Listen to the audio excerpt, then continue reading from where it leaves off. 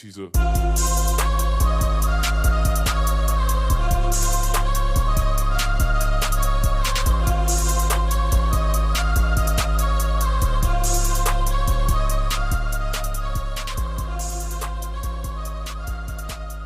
Please tell us about who you are so that we can get a proper understanding of Wisani. Wisani Mkansi is a brand, like a brand in the making. First and foremost is a fashion brand, clothing line, Wisani Mkansi, Wisani Clothing, all formerly known as Accommodate. And then I have another shop as well, which is for bags, shoes, and accessories called Fashion Trend. I'm a makeup artist, I'm a teacher, and I'm a generally a content creator, you know, on Instagram, whatever, what you call. An Whatever they influencer. call it. I'm that. Yeah, Okay. but I identify, or a lot of people identify with me when it comes to clothes and just fashion in general. Yeah. That's such a shame because your makeup is looking amazing. I'm pretty sure very soon, or if you want to do transition to just purely doing makeup, I think you could do a great job. Really? Yeah, you're looking very nice. Yeah, that's also something that I'm looking into going back into. I initially introduced myself into the industry valley as a makeup artist, and then only then I became fashion, and then I'm gonna go back and I'm gonna do both. I mean, I can do both. I feel like you can do whatever you put your mind to. I think that's 100%. your brand alone has shown that. Yeah. So tell me more about your initial entry into the market with fashion. Not fashion, sorry, with makeup. Because you didn't tell me that previously when we met up. With makeup, I used to just do makeup on myself back when I was in university, but I used to model a lot as well, so that I would just go into like your fashion week, and then you just have people asking me to do their makeup and whatnot, to a point where I just started charging, and then I was doing weddings, I was doing graduations, I was doing photo shoots. And yeah, the same way the brand started, it's just something people would see on me and they would like it, and then they would like me to do it for them. So that's how the makeup started as well, but it became a really, really huge thing back when I was in university. It was like a full-time job. That's amazing. You're your main ambassador. You didn't have to go find another to to help you put out your brand. That's amazing. Yeah. Okay, and which varsity did you go to? I went to VIT. I studied education at VIT. So from 2015 until 15, 16, 17, 2018, 15 to 2018, finished record time, so I have a degree, BEd. Hey, that deserves one of these. Okay, that's pretty cool. So tell me, what ignited your initial passion for fashion? What ignited the passion for fashion? I think it's modeling. I was modeling a lot when I was in university, but the modeling had to do with fashion. So it was never like I was modeling for anything else, but it was just putting together outfits. And I would always get approached by photographers like all the damn time. Like photographers would just be like, "Hey, do you want to do a shoot? Do you want to do a shoot?" Yeah. And then that's when I would put together my own outfits, and people just really always vibed with anything that I could wear. When I was on campus, people thought I was doing art, so I was like an art student or something like that. Yeah. And then from there, and then I met a very close friend of mine who had a clothing brand as well and was sewing.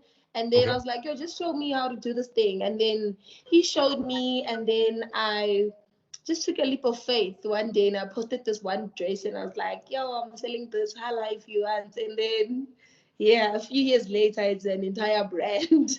Wow. You know what I'll try and do for you now is that I will try and get that image of the dress that you made, the first one you made, and I'll try and insert it at some point in the video so people can see where your whole journey started. I think I also do have it roaming around my phone somewhere. That's perfect. Yeah, that'll allow all of us to see the beginning and the end of your journey. Yeah. And tell me, you said you were modeling, right? Was it runway, or were you just working on I was doing everything. Actually, I was doing catalog, I was doing runway, fashion week, lingerie. I was doing everything. I did a few of my big gigs was Soweto Fashion Week, I did if you search properly on Tando Tabeto's website, Taburi, she has like a lingerie line. You will find one or two of my pictures there. Okay. And yeah, I did quite a few things. I did quite a few things for quite a few people. The one thing that I never really went fully into were pageants, because I'm not really a pageant girl. But yeah, Really? like runway, portrait, fashion, whatever people were doing, I was just always there. Even modeling for men. Like there was the one time I was doing, I was the only female model in the runway for suits, and it was men only. Oh, wow. Yeah. There's nothing better than a woman wearing a power suit. It really just Right. accentuates the future Yeah. of So where that was the doing industry's pretty going. much everything except for pageants. Oh, okay. Yeah. Do you think you could ever muster up the courage to do something like that? A pageant? Yeah. No. We could be looking at the future Miss Africa. You could be sleeping on yourself. No. I think No, what I we'll just do. feel like I don't like the energy around pageants. My older sister did pageants, so I was always running around with her, doing her auditions for Miss South Africa and whatever. I just don't like the energy there. The energy there is very competitive and very toxic and very. I don't want to say it's dimming to the next woman. So it's a Okay. comparison sort of thing. So I don't want to be in a room full of women who are trying to dim each other's light so they can shine. I don't want that. I don't like that. Yeah, I can imagine that must be a bit Yeah, so that frustrating I for think that's the someone. one thing that I really didn't like about pageants. It was just straight up clear that it's a Okay. competition. You should be taller, skinnier, or lighter in complexion, or all those things. I just never really liked being in that space. Yeah, and I can imagine the conversation around beauty standards. It's like an ongoing conversation It's that an really needs to ongoing help. conversation. It's an ongoing conversation that unfortunately it lies in the eyes of the beholder.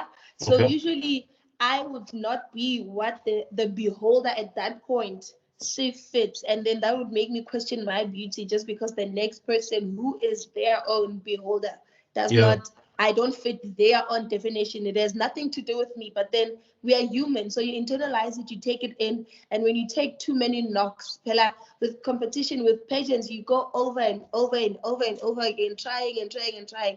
So those too Yeah. many knocks, one day it will knock you down and you might just stay down. So Yeah, I true. do avoid knocks. Yeah, no, I don't take knocks on my confidence. No. I don't Yeah. I don't play like that, no. Plus, it was a blessing in disguise because I think, imagine what would have happened if you weren't in a situation where you could have started your fashion line. I don't want to think about what would have happened. I Well, do try to imagine my glad we life. don't have to. Yeah, I really do try to imagine my life if I had, gone a different way, and it would have probably been makeup. Yeah. 110%. Yeah. Okay. 110%. Yeah. No, I can see that. Like I said, Yeah. your makeup is looking very beautiful today. Thank you. Okay, Thank so I'm gonna go and ask you now, where did the idea for your brand originate from? Because most people choose to have a different name you. Mm-hmm. for their brand, their personal brand and their actual clothing brand. But it seems like you decided to stay with Wisani. Yeah, I initially had a name for the brand. It was called Accommodate, of which Oh, was basically the definition around the whole brand. So the whole point of the brand was to accommodate people, to make sure that everyone can the long-term goal, to make sure that every woman can come to the shop and find something that fits their body, yeah, that fits them, whether you're tall, you're short, you're big, you're thin, anything. So that's why I had named it Accommodate, which is still a very big part of, because a lot of people still do call it Accommodate. But yeah, then everybody who inspires me literally carry they use their own names okay, locally, and their names are becoming so big. You have your Rich Mnisi, your Tebe Makuku, those people, and their names are really carrying a weight. Like you yeah, can be like, from a village somewhere in Limpopo, and then now you are Rich Mnisi, and your name carries so much weight. So I just wanted to have that my name carries weight at some point. It yeah. actually it's starting to.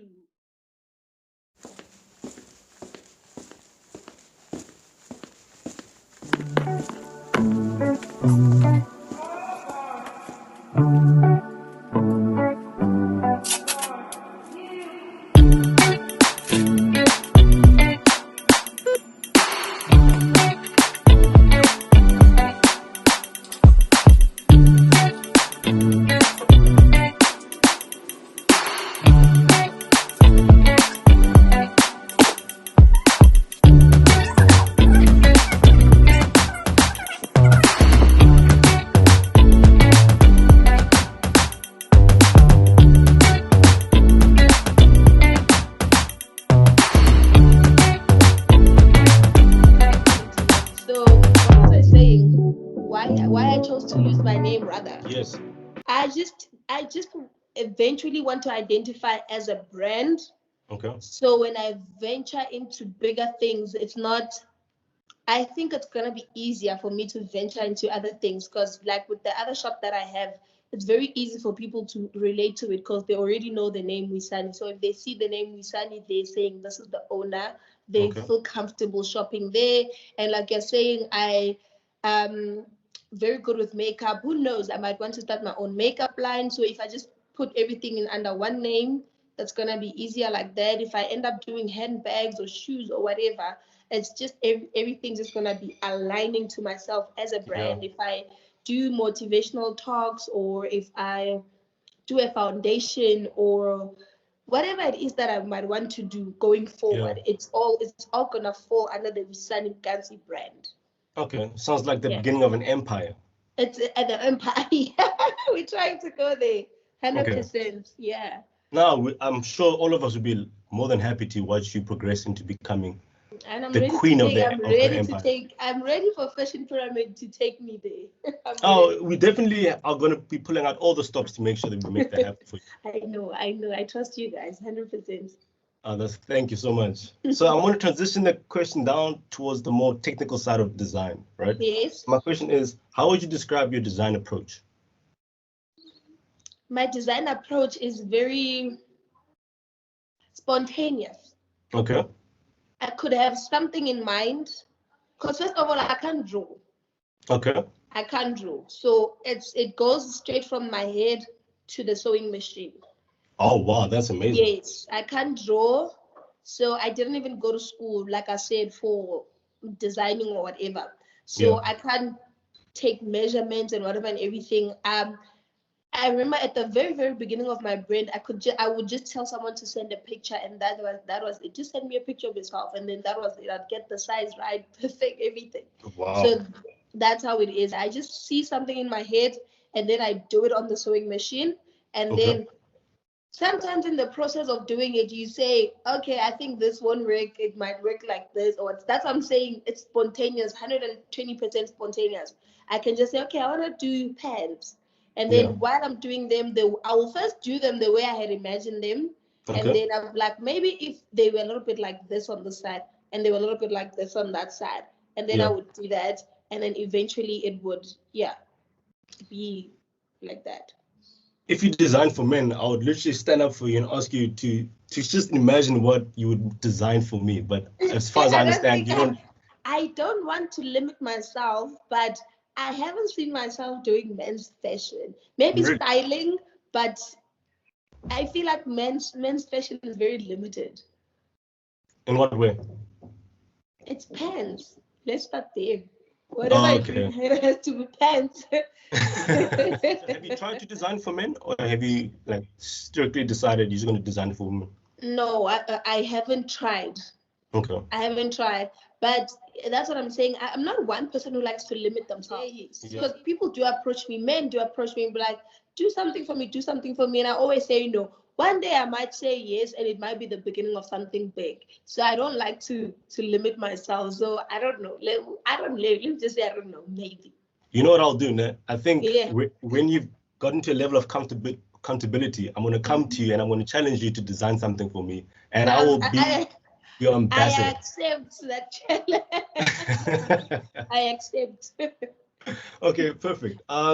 So now, was the transition from your brand as a designer towards thinking about it as a business, was it an easy transition for you, or did you still need a little bit of working, or like figuring out the process? It was a very difficult transition, because I'm a science student, so I didn't have any background in terms of business from high school throughout varsity, because I'm a science teacher, everything.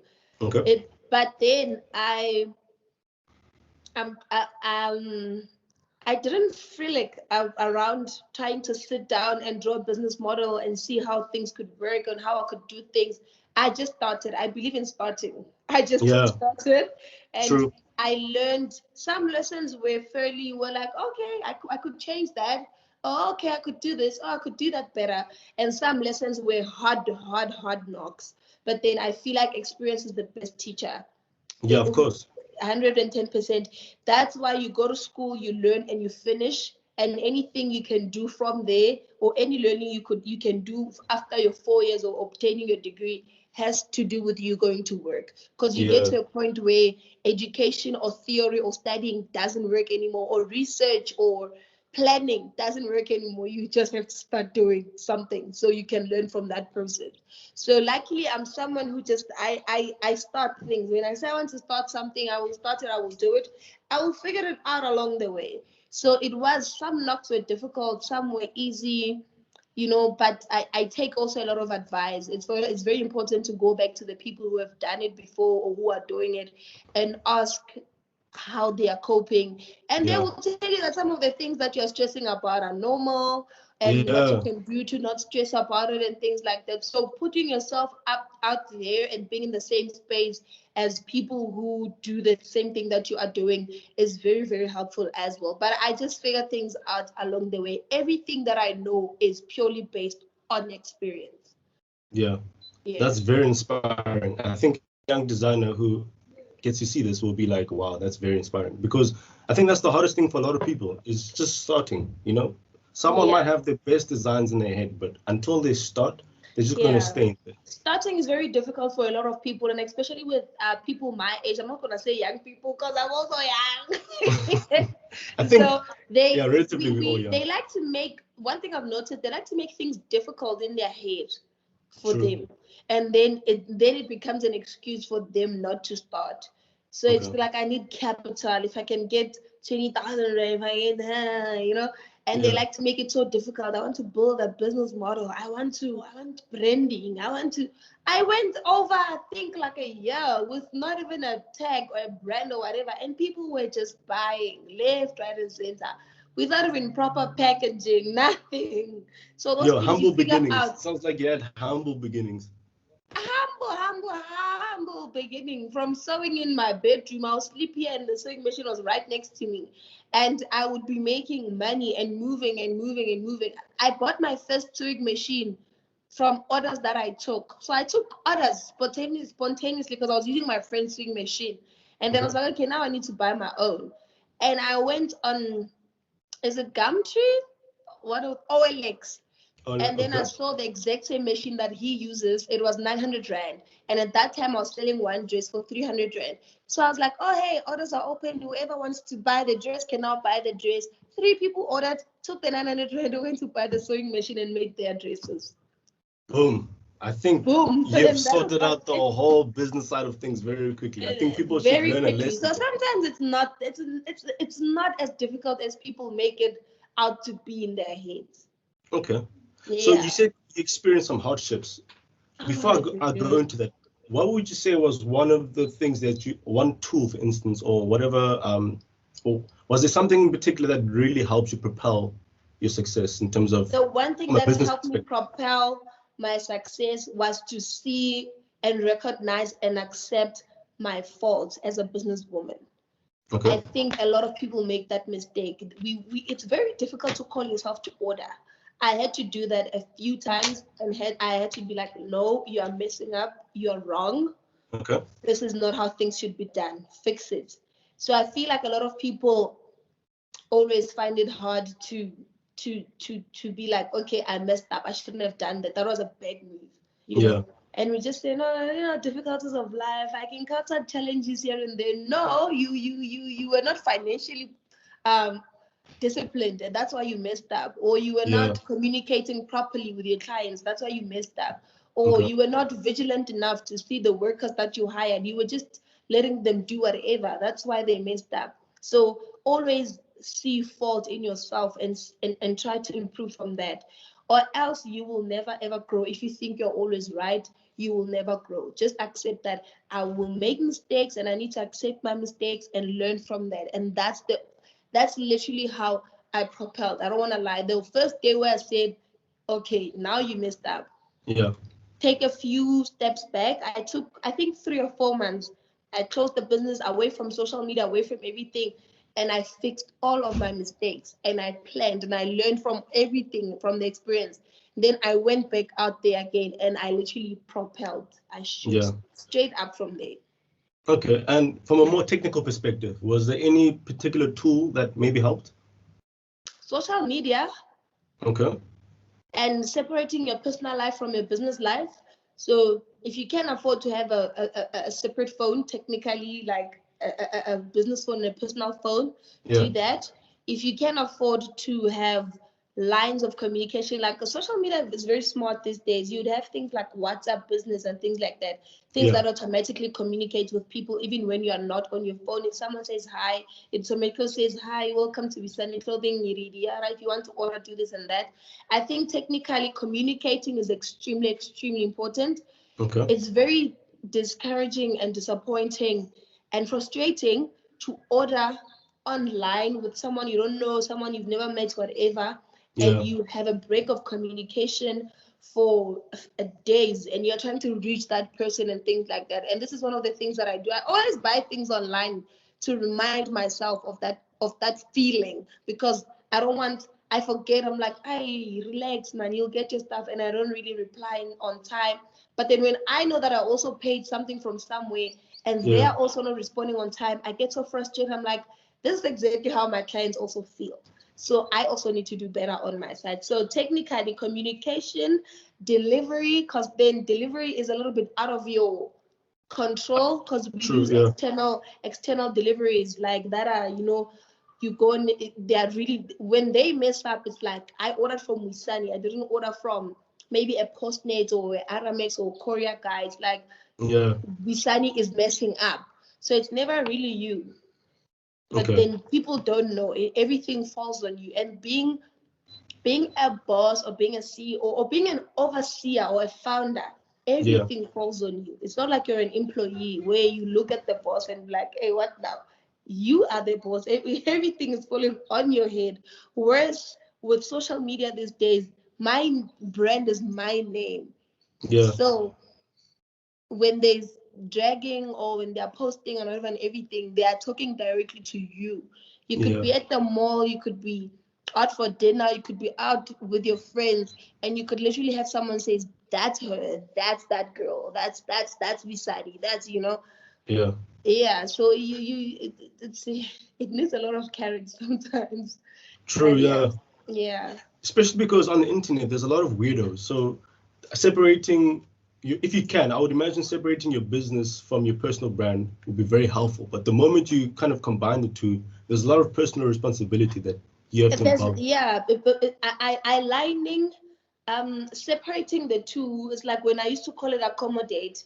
It was very easy because a lot of people would know the brand, but they wouldn't know the face behind the brand or the owner of the brand or something or like that. It both has its advantages and its disadvantages, because when you are there and people see you and they can easily go to your personal page or whatever, everything, it creates a level of comfortability that you don't get on a page that's just men's fashion, what, and you don't know who owns the page, what the hell, you don't know anything.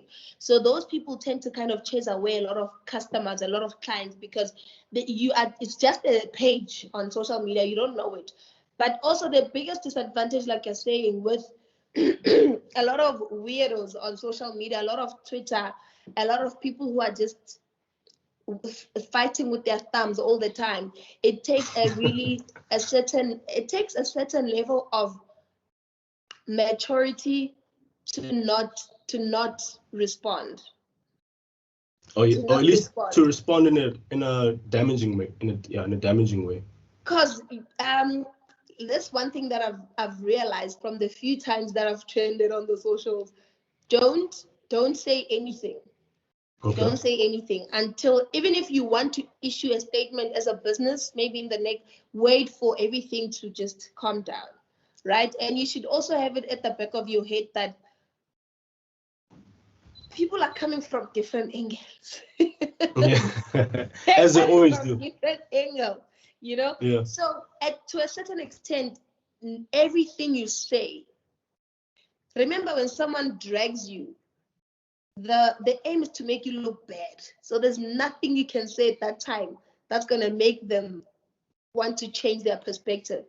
Of course, yeah. You know, the main objective is to pull you down and make you look bad. So whether you explain yourself, whether you apologize, whether you fight back, there's nothing you can do. And when in doubt, keep quiet. Be quiet. That's another lesson I'm sure young designers will really make use of. Because I 110%, there will be times where you want to explain yourself. There will be time when you want to be like, no, but that's not what happened. You know, but keep quiet. Be the bigger person. In business, be the bigger person. You know, the client is always right or whatever. And if it escalates to a point where you need to apologize, then you don't apologize aberrantly or say I apologize, whatever. You sit down, you write a statement as the business, and if you can explain what had happened, you explained, and then you apologize and you actually fix. So if it's a thing of someone did not receive their order, you actually make sure the person receives their order, or you make sure the person gets a refund, like fix it. Don't just say sorry or I apologize, whatever, it was a mistake. Fix it as well. So usually I'm more on the fixing part. So I'll just let whatever fire or building that is burning burn, and then I fix it with the client one-on-one and be like, okay, what would you like me to do? I want a refund or I want the clothes, and then I'll be that, and then let the building keep on burning, and then I fix it with the person who gave me the money or the person who bought from the shop. But it's very difficult, but yeah, that's part of the business, especially when your brand is out there, then people even post your pictures and whatever and everything. Yeah, I think it's a part of life actually, because social media, it's a recent addition to humanity, and I think a lot of us are still uncertain about how to behave, how to orientate yourself, and the last thing you want is for someone else to put their negativity on you. So it sounds like you've found a perfect way to handle that.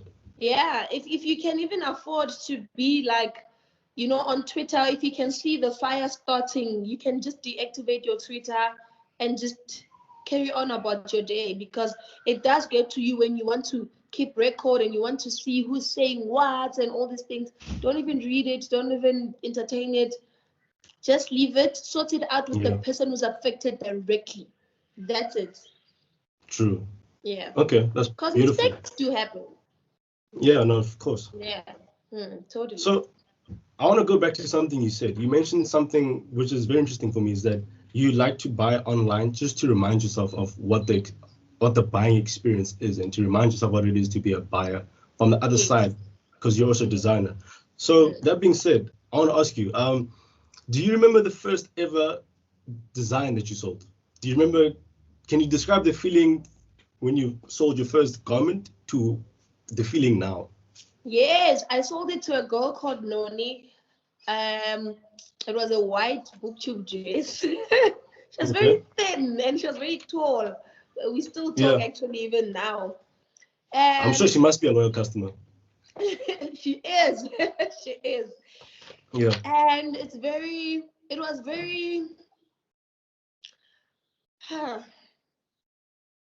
it was like, okay, someone is giving me money, someone is willing to give me money for something that I randomly did. I don't know where. It was that type of a feeling.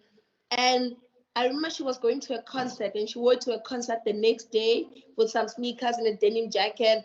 And then she posted, and then she tags the dresses from Wisani. And now everyone is flooding. My WhatsApp is flooding. We want this dress, we want this, we want this, we want this. I'm like, oh, this is happening. It must have been such a nice feeling and such a nice gratifying feeling. It was such a nice feeling. Okay. And what about now? Now, do you still have that same level of excitement, or is it now more a professional, let me get the best quality? Recently, recently, I think it's people who know me personally, like one-on-one, when they shop on those websites, there's a certain level of respect that you feel like your friends have for your business. When they don't even talk to you, they just go straight to the website and they buy. And you just see when you're packaging orders that, oh, this is my honeymoon. This is my friend. I'm right here with her.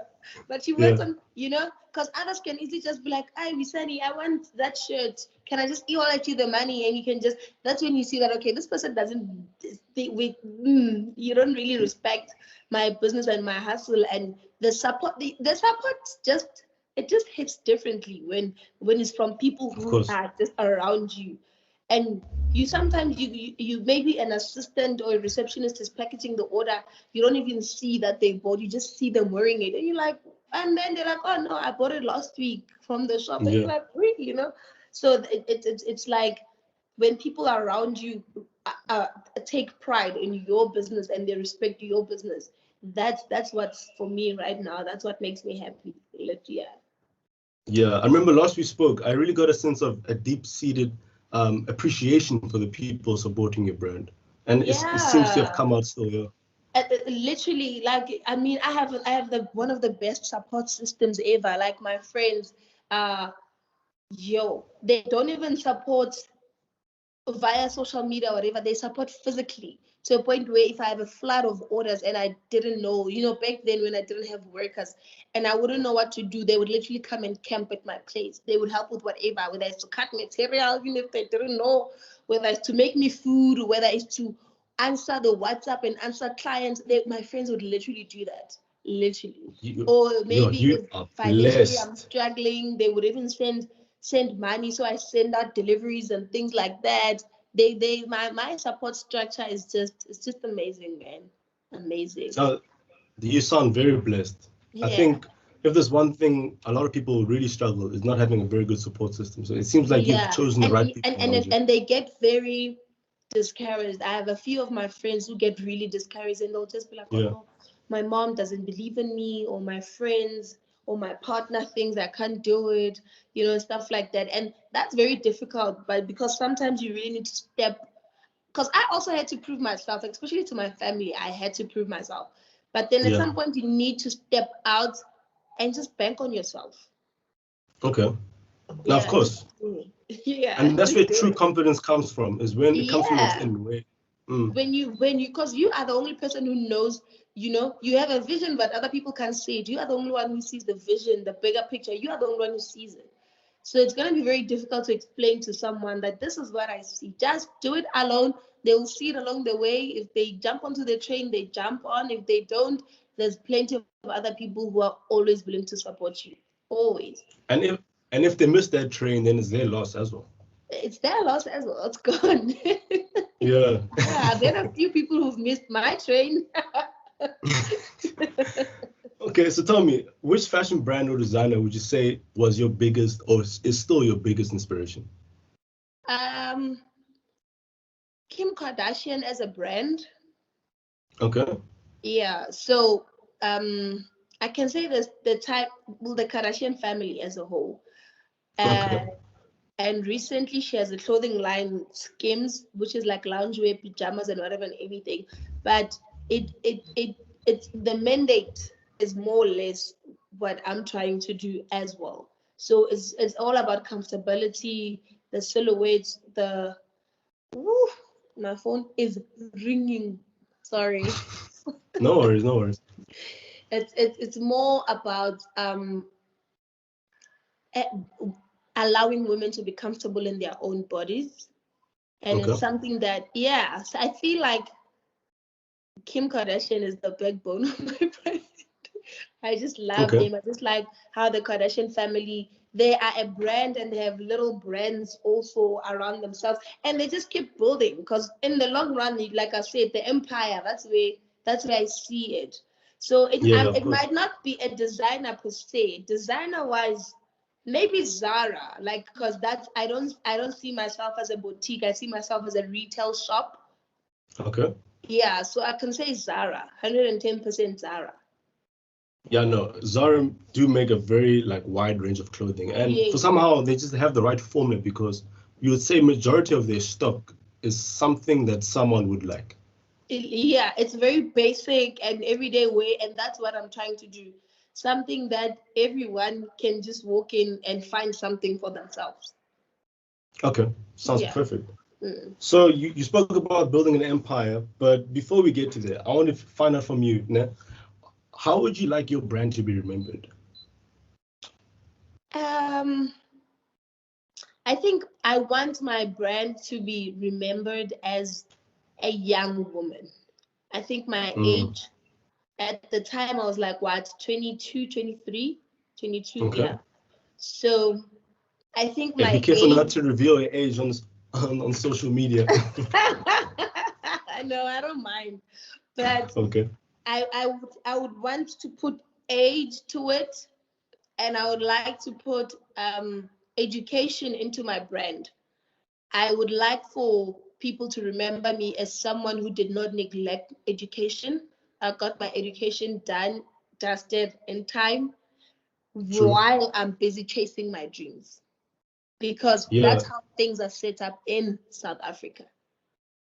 And even now, as being a teacher, you really are responsible for fostering learning and Yeah. building young minds.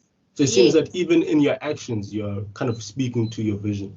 Yes. So I need, especially now because we are in a world where it seems like everybody is making money out of social media. So it feels like education doesn't really hold that much weight. I can be a designer, a makeup artist, and whatever, and all these things. I cannot stress this enough. My education was there for me when I needed it the most. That's inspiring. And also being able to communicate with people, being able to present yourself as a certain, oh my God. You are a very busy woman, Wisani. I'm actually glad I was able to catch you so people can see how busy you are. Oh, and I think now people are just panicking because I'm literally just hanging up. Like, let me hang up. Can I get out of the app for 2 seconds? I just want to send someone my location. Okay, in fact, let me actually conclude this interview because I think we've got more than enough. Okay, because I think they're supposed to come here and fetch something, so they are panicking because I'm not responding. Sorry. Yeah, you see, and it's like we said, as a business owner, you have to be prepared to sacrifice certain things. But again, I'm just glad I was able to steal a good 45 minutes of your time. I was enjoying this. I'm glad you did. So, Wisani, thank you so much. And we are looking more than forward to seeing the future progress and the progression of success. I can't wait for Fashion Pyramid to launch and for everybody to get a glimpse into the magic that you guys are doing into my life and into my brand, and pull so many young people, designers in, and let them just help them propel their dreams and everything they want to do. I can't wait for Fashion Pyramid to thrive, man. Because that's what we are gonna thrive. Well, I'm part of Fashion Pyramid. That's what I'm saying. We 100%. And I think it's 100%. Designers like you that really inspire us on a daily basis. So thank you so much, Wisani. I try, no problem. Okay, so I'm gonna love and leave you. Please go handle your business, and I'm looking forward to seeing you again. Bye, Mo. Bye. Bye.